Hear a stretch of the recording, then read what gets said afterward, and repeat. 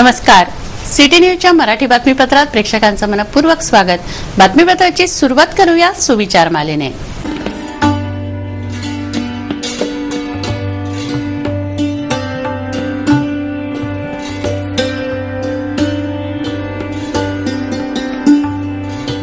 आता बघूया बातमीपत्रातील ठळक बातम्या.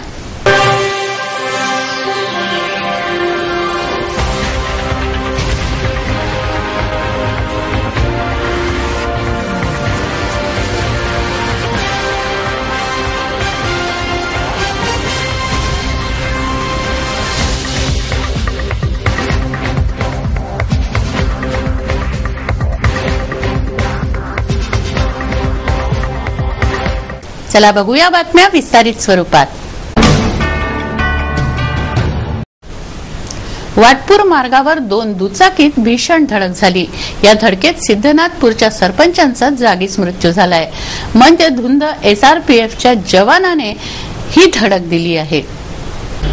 वाटपूर सेलू मार्गावरील चाकोरा फाट्यावर 2 दुचाकीत जबर धडक झाली. SRPFचे जवान रुपेश सुखदेव नेवाडे व सरपंच प्रभाकर रंगे यांच्या गाड्या एकमेकींवर धडकल्या. रुपेश नेवाडे हे मध्यधुंद असल्याने ही धडक झाली. यामध्ये सिद्धनाथपूरचे सरपंच प्रभाकर रंगेंचा जागीच मृत्यू झाला. आमच्या ग्रामपंचायत सिद्धनाथपूरचे सरपंच भैया पाटील उर्फ प्रभाकररावजी रंगे सरपंच सिद्धनाथपूर तालुका आंध्रप्रदेश जिल्हा अमरावती यांचा आज दुपारी 2 वाजता एका 2 व्हीलर वाल्याने रुपेश नेवारे नावाचा हेड कॉन्स्टेबल SRP मध्ये काम करतो आहे, तो दारू पिऊन गाडी चालवत होता जोराने. त्यांनी आमच्या सरपंचाला जोराने धडक दिली आणि उडून दिलं आणि आमचे सरपंच भैया पाटील रंगे हे स्पॉटवरच मरण पावले. त्यामुळं संपूर्ण आमच्या तालुका परिसरावर दुःखाचा डोंगर कोसळलेला आहे. आणि म्हणून माझ्या संपूर्ण तालुक्यातील अमरावती जिल्ह्यातील सर्व लोकांना माझी विनंती आहे की आमच्या हा अपघात झाला कुठे? सेलूगुंड फाट्याजवळ. सेलूगुंड फाटा, लोणी वाटपूर, सेलूगुंड फाटा, चाकोरा फाट्याजवळ झालेला. तो रोड सुद्धा अत्यंत खराब झालेला आहे. नवसारी येथील देशी दारूच्या दुकानाचा या परिसरातील नागरिकांकडून कडाडून विरोध होतोय. दारू दुकानाविरोधात आक्रमक पवित्रा मंगळवारी घेण्यात आला. देशी दारू दुकानाचा विरोध करणाऱ्या जमावातून भंतेजी पुढे आले आणि त्यांनी थेट जिल्हाधिकाऱ्यांच्या वाहनावरच ताबा मिळवला. नवसारी येथील देशी दारूचं दुकान तात्काळ बंद करा ही मागणी या नागरिकांची होती. नवसारी येथील देशी दारूच्या दुकानाला नागरिकांनी कडाडून विरोध दर्शवणं सुरू केलं आहे. येथील दुकान तात्काळ बंद करण्याचे आदेश निर्गमित करण्याची मागणी जिल्हाधिकाऱ्यांना करण्यात आली. मंगळवारी रिपाईच्या महिला कार्यकर्त्या व नागरिक जिल्हाधिकारी कार्यालयावर पोहोचले. नवसारीचं दारू दुकान हे बंद झालं पाहिजे, कारण की माझ्या माय बहिणींचे कुंकू पुसत आहे. माझ्या आई बहिणीचे जे लहान लहान मुलं आहेत ते 8 वर्गातले 5 वर्गातले मुलं दारू पित आहेत. आईनं जर मुलाला सौदा दुकानाला सांगितला तर तो मुलगा दारूच्या दुकानात जातो आणि 3 रुपयाची दारू पिऊन येतो. आणि असं म्हणजे आमच्या आई बहिणीवर असा हा अकांड तांडव होत आहे. म्हणून आम्ही सर्व महिलांनी एक केली आहे की सर्व नवसारीतलं दुकान बंद झालंच नाही दारूचं आणि सर्व स्लम एरियातील दुकाने बंद झाली पाहिजे. आम्ही आजपासून हे परिक्रम हातात घेतलेले आहे की सर्व स्लम एरियातली दारू दुकानं हे बंद झाली पाहिजे.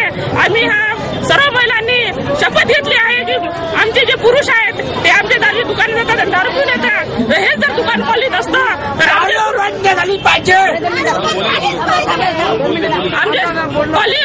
कॉलनी जर आमचे दुकान असतं तर कॉलनी लोक दारू पिले असते. पण आणि आमचे आंदोलन आम्ही जलभर आंदोलन करू आणि पूर्ण अमरावती जिल्ह्याची दारू बंद झाली पाहिजे हे आम्ही निर्णय घेतलेला आहे. तो आमचा पक्का आहे. दारू बंद, दारू बंद, दारू बंद. जिल्हाधिकारी बाहेर निघत असल्याचं बघताच हा नागरिकांचा जथ्था थेट जिल्हाधिकाऱ्यांच्या दिशेने धावून गेला. या जथ्यात सहभागी एका भंतेजींनी तर थेट जिल्हा न्याय दंडाधिकाऱ्यांच्या वाहनावरच ताबा मिळवला. जिल्हाधिकाऱ्यांच्या वाहनावर बसून त्यांचं वाहन रोखून धरण्यात आलं. कायदा व सुव्यवस्थेचं येथे आंदोलकांनी भान ठेवलं नाही. पुरता गोंधळ व गडबड येथे उडाली होती.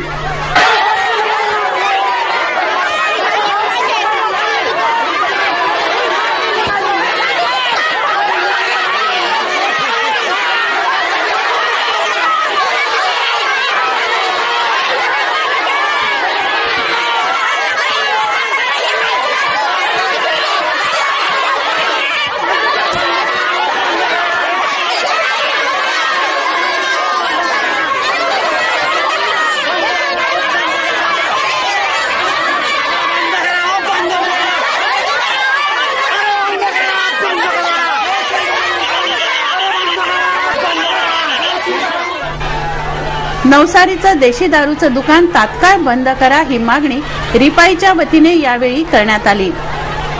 जिल्हाधिकाऱ्यांचा घेराव करून दारूबंदीची मागणी या आंदोलनातून करण्यात आली आहे. या ठिकाणी पोलीसही हजर होते, मात्र केवळ मूकदर्शकाची भूमिका घेऊन.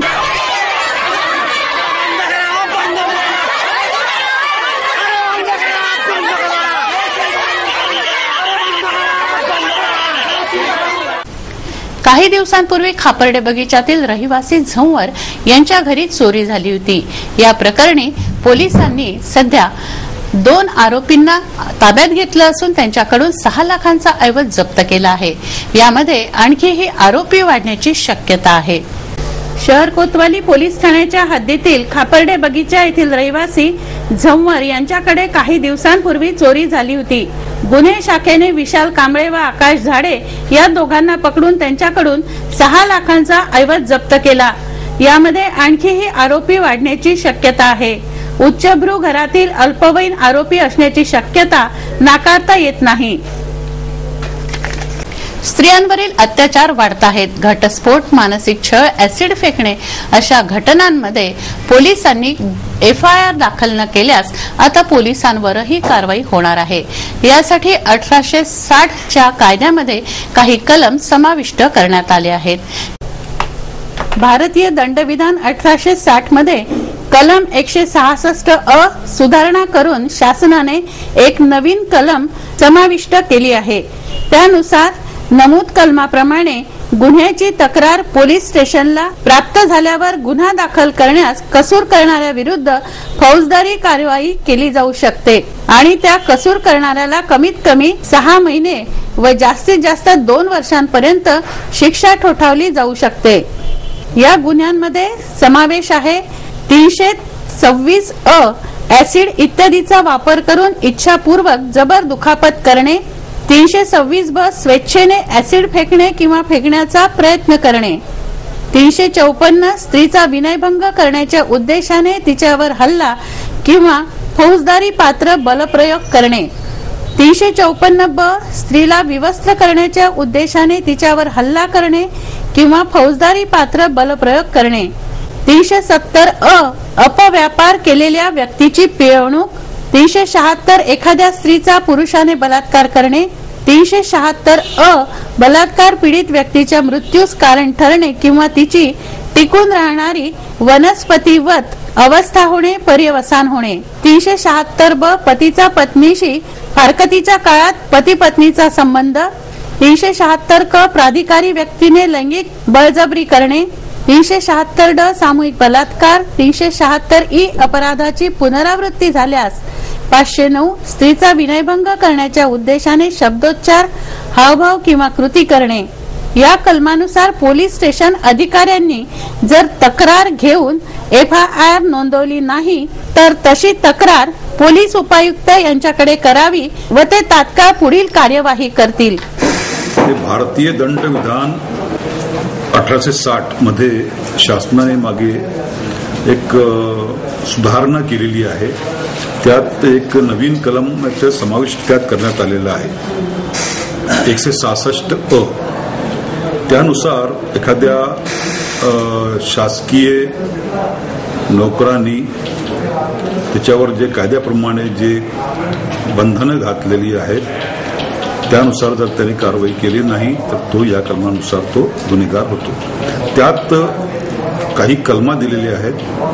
त्या कलमाप्रमाणे जर एखादा अपराध झालेला असेल आणि त्या अपराधाची दखल पोलीस स्टेशन अधिकाऱ्यांनी घेतली नसेल तर त्या पोलीस अधिकाऱ्यावर ह्या कलमानुसार गुन्हा दाखल होऊ शकतो. त्यात त्या पोलीस अधिकाऱ्याला 6 महिन्याची कमीत कमी 6 महिन्याची शिक्षा होऊ शकते आणि जास्तीत जास्त 2 वर्षांची त्याला शिक्षा होऊ शकतो. आणि हा जे अपराध आहे तो दखलपात्र स्वरूपाचा आहे म्हणजे कॉग्निझेबल आहे. तर त्यामध्ये जे ज्या कलमाप्रमाणे कारवाई करण्यास तो नकार देईल ते कलमा त्यांनी नमूद केलेले आहेत. तसे 13 कलमा टोटल आहेत. 326 326 ब 370 370 354 ब त्याशिवाय 376 376 376 ब 376 क, 376 ड आणि 376 ई या कलमा आणि एक कलम 509 या कलमानुसार पोलिसांनी दखल घेण्यास नकार दिला तर या कलमाप्रमाणे त्याच्यावर कारवाई होऊ शकते. तर पोलीस स्टेशन अधिकाऱ्यांनी अशा प्रकारची दखल घेण्यास जर नकार दिला असेल तर जनतेने पोलीस उपायुक्त साहेबांना भेटून किंवा त्यांच्याकडे तक्रार करावी आणि त्यानुसार तात्काळ त्यानुसार गुन्हा दाखल करण्यासंबंधी पोलीस उपायुक्त साहेब हे आदेश देतील. तसेच त्या कसूर करणाऱ्या पोलीस अधिकाऱ्यावर सुद्धा कारवाई करण्यात येईल. बातमीपत्रात वेळ झाली एका कमर्शियल विश्रांतीची. विश्रांतीनंतर पुन्हा भेटू. पहा फक्त सिटी न्यूज.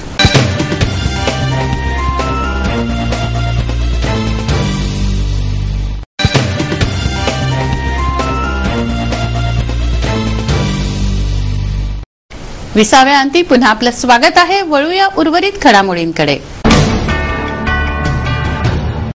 वडाळीमध्ये सुंदर आकर्षक असं उद्यान तयार झालं आहे. मात्र गेल्या 5 वर्षापासून हे उद्यान उद्घाटनाच्या प्रतीक्षेत आहे. शहरातील वडाळी तलाव परिक्षेत्रात वन विभागानं भव्य अशा गार्डनची निर्मिती केलेली आहे. गेले 5 वर्ष झाले आहेत हा गार्डन पुरेपूर तयार आहे. येथे नागरिकांच्या फिरण्याची, त्यांच्या मनोरंजनाची, लहान बालकांच्या खेळण्याची पुरेपूर व्यवस्था आहे. परंतु गेल्या 5 वर्षापासून या गार्डनला उद्घाटनाची प्रतीक्षा आहे. या गार्डनचं उद्घाटन नेमकं होईल तरी कधी असा प्रश्न या निमित्तानं विचारला जातोय.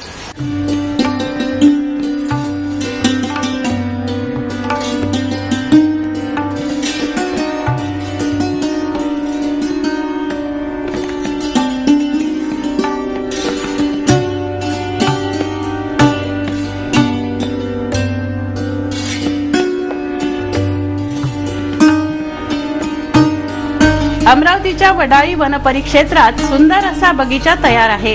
या बगीच्याची देखरेख व निगा राखली जाते. रोपवन वाटिका, बांबू वाटिका, उद्यान, खेळण्यासाठीची व्यवस्था, अल्पोपहाराची व्यवस्था, वृक्षांची माहिती, वनपक्षी व प्राण्यांची माहिती, संरक्षित बिबट, वाघ व इतर प्राण्यांचं दर्शन या सगळ्यांची जय्यत मेजवानी या बगीच्याच्या माध्यमातून नागरिकांना मिळू शकते. परंतु गेल्या 5 वर्षांपासून हा बगीचा अद्याप सुरूच करण्यात आलेला नाही. हा बगीचा सुरू कधी होणार हे वन विभागाने एकदा सांगावे तरी.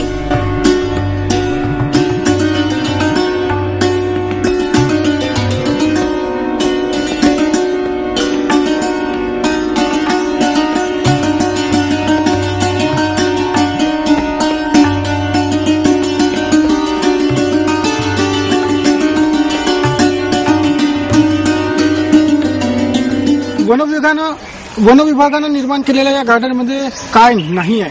विविध पक्ष्यांची माहिती आहे, विविध वृक्ष येथे आहेत, बांबूचं वन आहे, हिरवीगार चादर आहे, मुलांना खेळण्यासाठी लावण्यात आलेले लहान लहान खेळणे आहेत, नागरिकांना बसण्यासाठी विशाल अशी व्यवस्था करून ठेवलेली आहे.